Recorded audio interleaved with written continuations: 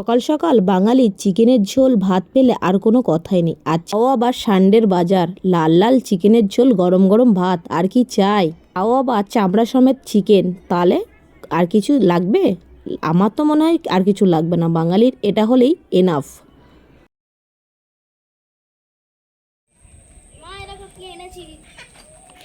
এটা দিয়ে white chicken আর বাঙালি দিয়ে লাল লাল দিয়ে চিকেনের ঝোল করে।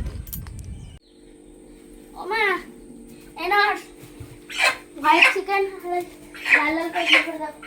তুই এত বড় গোটা নিয়ে চলে আসলি? হ্যাঁ, কি হবে এটা? হোয়াইট চিকেন আর লাল লাল ঝোল করে দাও। লাল লাল চিকেনের ঝোল? তাহলে চলো এই চিকেনটা এখন ছুলে নিই গরম জল করে। তো আসো। তো এখানে জল বসিয়ে দিয়েছি চিকেনটাকে ভালো করে লোমগুলো ছড়ার জন্য, পালকগুলো আছে এখানে জল বসিয়ে দিয়েছি। তো চলো জলটা গরম হয়ে যাক, তারপর দেখাচ্ছি। নে গিটটা তুই খোল, তুই কিন্তু আমার হেল্প করে দিবি। হ্যাঁ, কিন্তু আমি গিটটা খুলবো কি করে সেটাই ভাবছি। এ বাবা, গিট খুলতে পারে না, গোটা মুরগি নিয়ে চলে এসেছে। আমাদের দাদা ভাই গলাটা কেটে দিয়েছে। এবার গরম জলে এটা 2 থেকে 5 মিনিট একটু ভিজিয়ে রাখবো, যাতে লোমগুলো ভালো করে ছাড়ানো যায়। এই যে লোমগুলো উঠে যাচ্ছে, এবার জল থেকে তুলে নেব।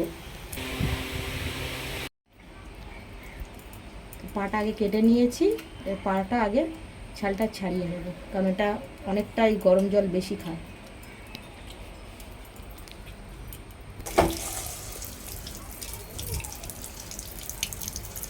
তো এটা ভালো করে আগে ধুয়ে নিই, সব ছাড়ানো হয়ে গেছে। এখানে লোমগুলো না বাবু একদম উঠতে চায় না, এখানটা একদম নখ দিয়ে ভালো করে তুলতে হয়। এর জন্য গরম জল লাগে।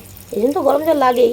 আবার কি এইগুলো ভালো করে না তুললে মুখে পড়বে আর বিচ্ছিরি লাগে দেখতে, ছোটো ছোটো লোম তো, এরকম নখ দিয়ে এরকম তুলতে হয়। এই যে এরকম নখ দিয়ে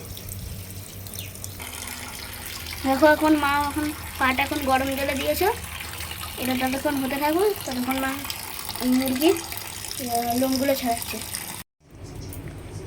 এই যে দুটো ঠ্যাং ধরে এইভাবে এটাকে অল্প করে কাটবো, কেটে এইদিকে যেহেতু পিত্তিটা থাকে, নালে তেতো হয়ে যাবে, দেখতে পাচ্ছ? এইভাবে কেটে নিয়েছি। আর একটু এই দিকটা কাটবো, এই যে পিত্তিটা রয়েছে এটাকে সাবধানে কাটতে হবে। এদিকে তো চিকেনটা ধোয়া হয়ে গেছে, গ্যাসের উপর কড়াই বসিয়ে দিয়েছি, বেশ কিছুটা সরষের তেল দিয়ে দিলাম। আর চিকেনটা একদম ধুয়ে একটু জল দিয়ে ভিজিয়ে রেখেছি, এখানে কোনো রকম ভিনিগার দিইনি, এমনি জল দিয়ে ভালো করে একটু ভিজিয়ে রেখেছি।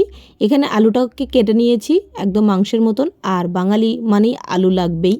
এবার আলুটাকে আগে ভেজে নেব, অল্প একটু লবণ দিয়ে ভেজে নেব। আর হ্যাঁ, কে কোথা থেকে ভিডিওটা দেখছো অবশ্যই কিন্তু কমেন্ট করো, তবে তো ধন্যবাদ জানাবো নাকি। এরকম যদি ভিডিও দেখতে চাও অবশ্যই কিন্তু কমেন্ট বক্সে জানাবে। এবার গোটা গরম মশলা, গোলমরিচ গোটা আর দিয়ে দিয়েছি জিরে। এবারে ভালো করে ফোড়নটাকে ব্রাউন হওয়ার পর পেঁয়াজ কুচানো দিয়ে দিলাম। কেটে রাখা পেঁয়াজটা একটু দেওয়ার পর লবণ দিয়ে দিলাম, পেঁয়াজটা যাতে নরম হয়ে যায়। আদা রসুন কাঁচা লঙ্কা বাটা দিয়ে দিলাম, এখানে 150 গ্রাম আদা রসুন কাঁচা লঙ্কা বাটা ছিল।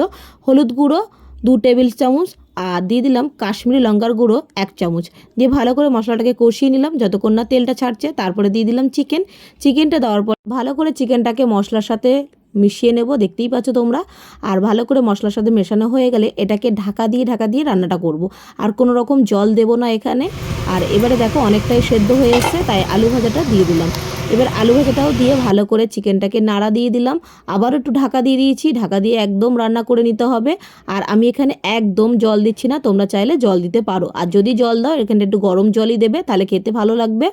এবারে চিকেনটা আবারও একটু ঢাকা দিয়ে দিলাম। এবারে গরম মশলা দিয়ে একদম গরম গরম ভাত বা কিংবা পরোটার সাথে দারুণ লাগে। আর আমরা আজকে বানিয়েছিলাম ভাত দিয়েই, তোমরা চাইলে পরোটা কিংবা রুটির সাথেও খেতে পারো। তোমরা কি এরকম ঝাল সমেত চিকেন খেতে ভালোবাসো? অবশ্যই কিন্তু আমাদের কমেন্ট বক্সে জানাবে।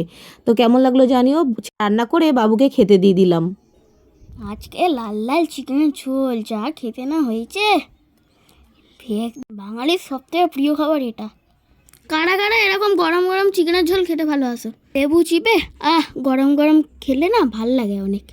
বাবু কি বললো সেটা তো তোমরা বুঝতেই পারলে, আর ওকে গরম গরম দিয়ে দিচ্ছি। ভালো লাগলে অবশ্যই লাইক কমেন্ট শেয়ার করতে ভুলবে না। আবার কোনো নতুন রেসিপির সাথে দেখা হচ্ছে। বাই।